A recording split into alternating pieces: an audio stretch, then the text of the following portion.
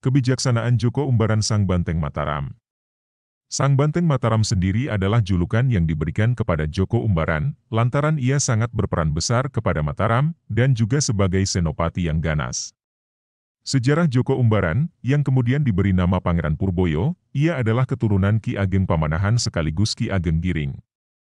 Joko Umbaran merupakan putra dari Danang Sutawijaya, atau Panembahan Senopati dan Rara Lembayung.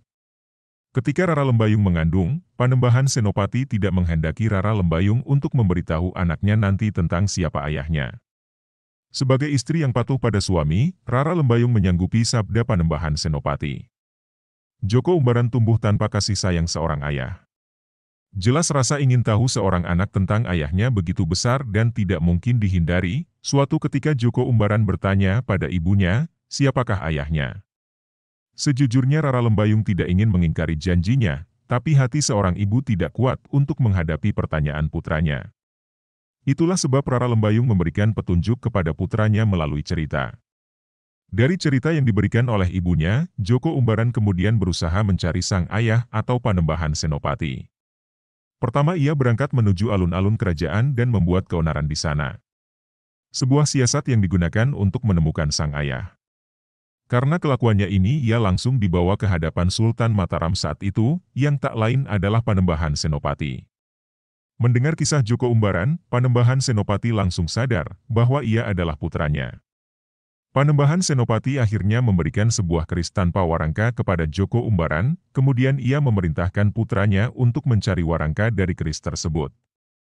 Setelah memberikan keris tanpa warangka kepada Joko Umbaran, Panembahan Senopati hanya memberikan petunjuk bahwa warangka keris tersebut adalah kayu cendanasari bergariskan putih. Setelah mendapatkan tugas dari Panembahan Senopati, Joko Umbaran langsung pulang dan memberitahukan ibunya. Namun, setelah mendengar keseluruhan cerita dari putranya, Rara Lembayung langsung memucat. Ia sadar bahwa suaminya tidak senang dengan apa yang telah dilakukannya.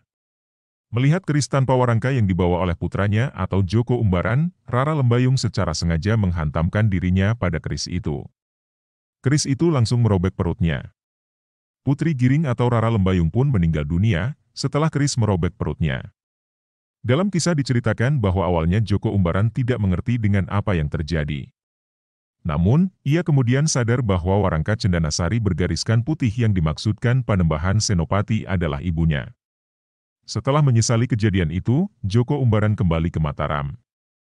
Panembahan Senopati kemudian menerima ia sebagai putranya, yang kemudian diberi gelar Pangeran Purboyo. Panembahan Senopati memiliki dua orang putra yang paling sakti yakni Pangeran Ronggi yang mati muda dan Pangeran Purboyo. Selama hidupnya Pangeran Purboyo sangat berperan besar kepada Mataram, ia dikenal sebagai senopati yang ganas, dan berhasil menghancurkan musuh-musuh Mataram. Sampai Joko Umbaran dikenal dengan berbagai sebutan yakni Harimau Mataram dan yang paling terkenal ia juga dikenal dengan sebutan Sang Banteng Mataram. Hidup Joko Umbaran juga cukup panjang, ia menyaksikan beberapa generasi, termasuk generasi Sultan Agung Hanyokrokusumo.